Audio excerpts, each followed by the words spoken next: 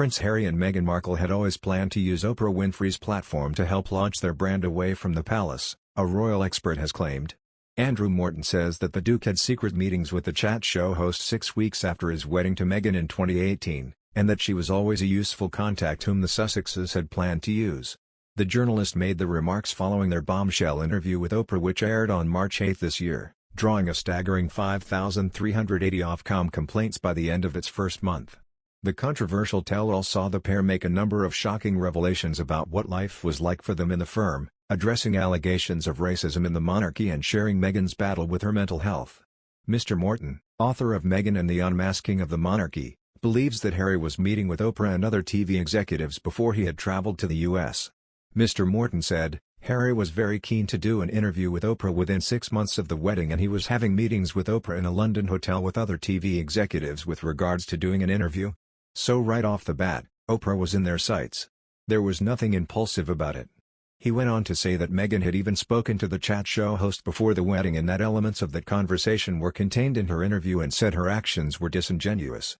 Meghan is enough of an old campaigner to know if you're a TV celebrity, as she was, or you're a businessman, or if you're a politician, you always have to get past the gatekeeper, and especially if you're a member of the royal family, you've got to get past the gatekeeper, he said.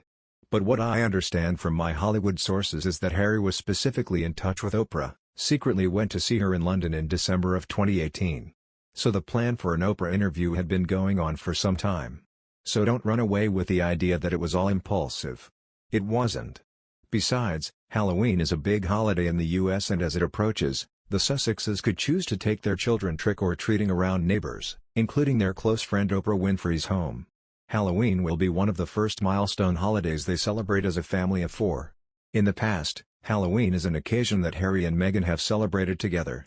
In 2016, Meghan shared an image on her now-defunct Instagram with her hiding her face behind a carved pumpkin with a toothy smile.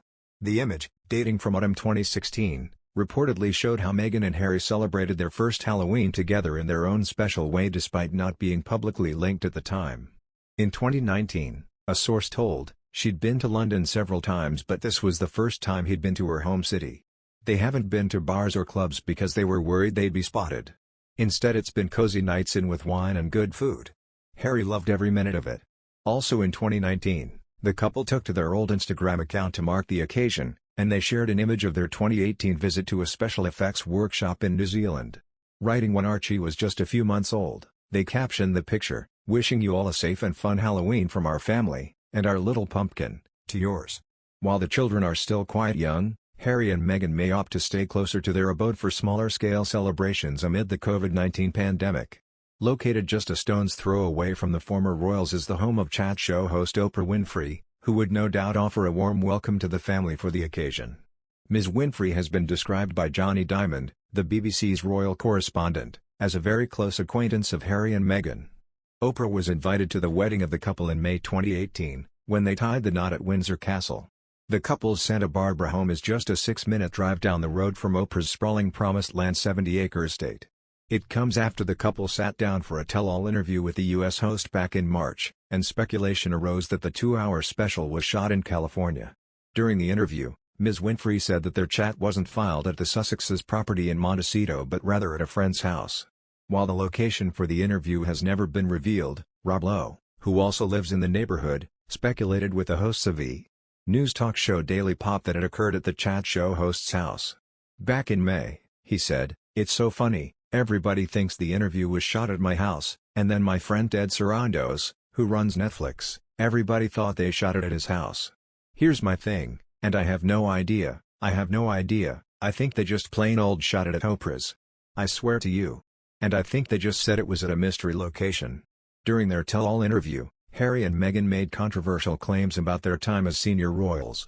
The couple mentioned concerns and conversations which had been raised by a member of the family about what color Archie's skin would be when he was born. A statement was issued by Buckingham Palace in the aftermath which said the royal family was saddened to learn the full extent of how challenging the last few years have been for Harry and Meghan, and that while some recollections may vary, the issues were taken very seriously and will be addressed by the family privately.